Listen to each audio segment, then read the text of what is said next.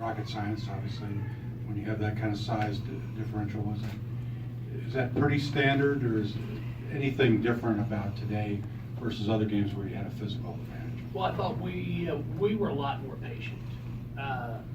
It's not, you would go to the Arizona men's game, they had significant advantage in the paint, but had a hard time throwing it in because, they were collapsing in on their big guy. So teams do different things. Even though you have size advantage, it doesn't always make it easy throwing the ball in there. But I thought we did a great job of reversing it. Instead of trying to throw it in off the first pass, we got the ball worked around, so then the defense had to shift. And when you can get it to shift, then you've got a better opportunity to do a little high-low and throw it in. And then Sam and Maisha finished, which is a big thing. I thought they finished well. They finished over people. They finished with some contact. And that's what you have to do at this time of the year. You've got to be able to finish. Coach, 24 points for Maisha Hines-Allen. What was she doing so well this game that set her apart? Well, she was a lot more active. Some of the rebounds that she went up and got, it's pretty darn impressive how strong she plays. And, she wanted the ball. Instead of just sticking her hip out and calling for a little wraparound pass, she actually got 10 toes to the ball, as we like to say, and was demanding it. And then she made some good, strong moves. And then for Maisha, you can normally tell how she's going to play by the way she rebounds the basketball. When she starts to go after them the way she did, then some good things are going to happen at the offensive end also. Jody?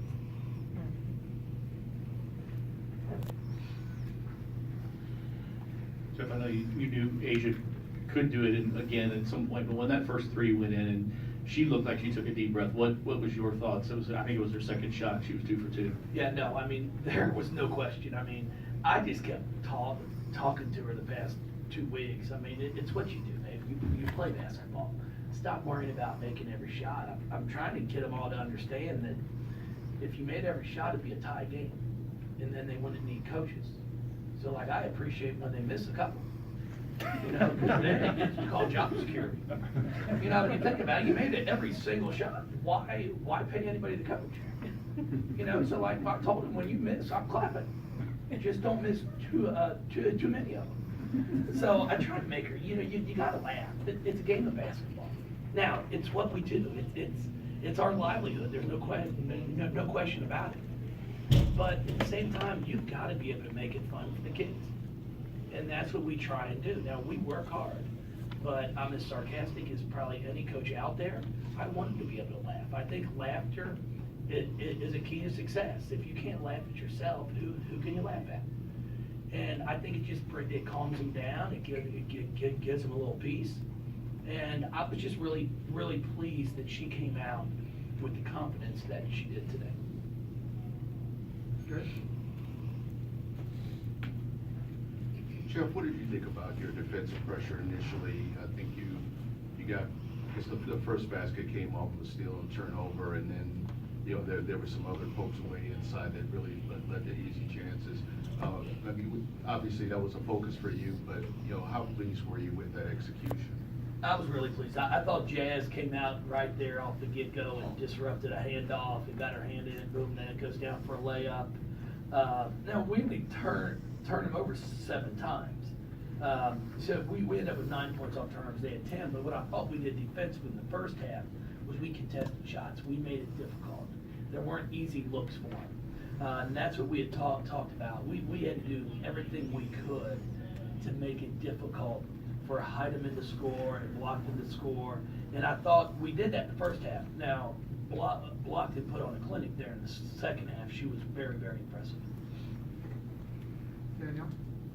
Go ahead. Go ahead, Daniel. Coach, improving and peaking at the right times this time of year is always tantamount of importance, of course. But today, you 4 players in double figures, 5 with 3 assists or more.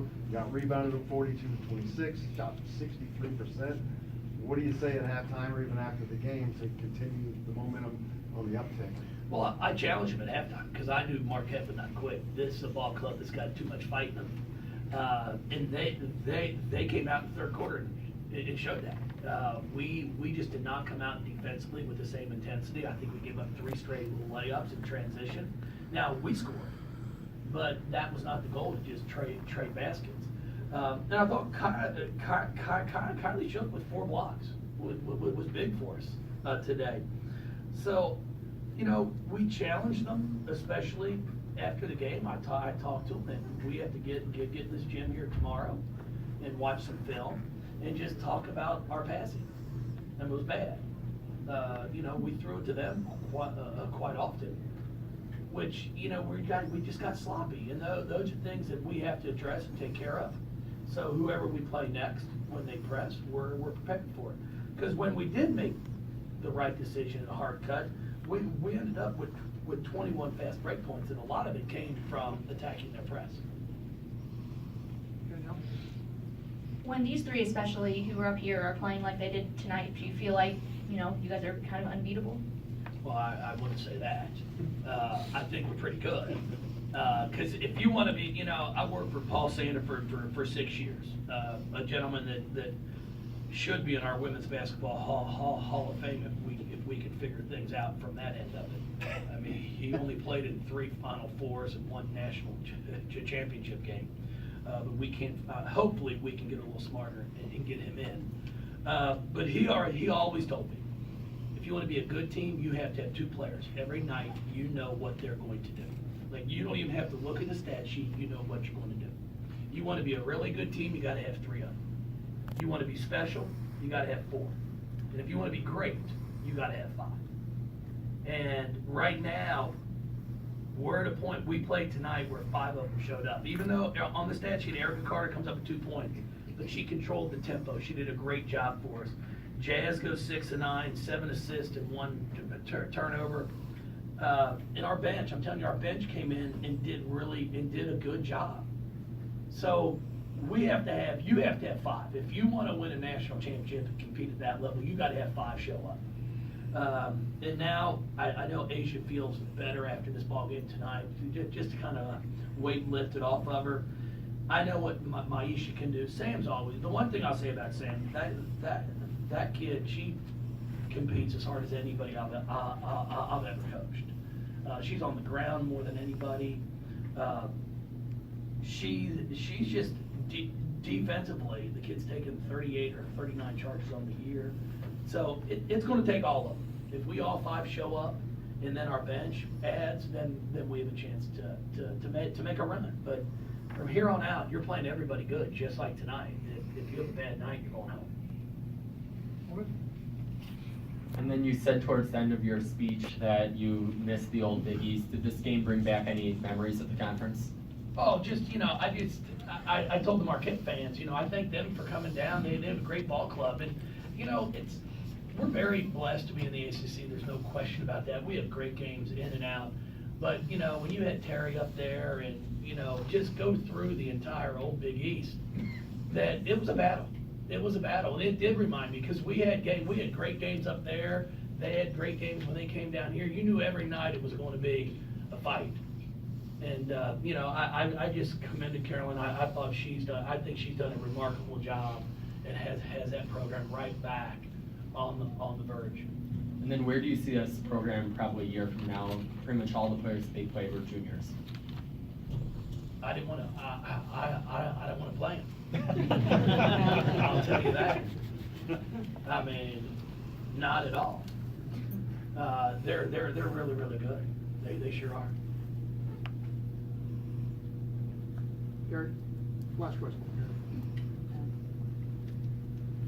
Going forward, Jeff, you look at these 2 games, they're fairly decisive. Where do you feel like this team took a step forward in this round, in these 2 rounds, and how much does that help you going into the regional? Well, we needed a game like this just to get a little confidence back, I think, offensively for Asia, for Jazz. I mean, we've been playing good basketball. You know, to win the ACC tournament, it's not easy. You know, I mean, they're great teams. I mean, we figured out a way to win 3 games in 3 days by a total of 10 points. You know, and that's what prepares you for this.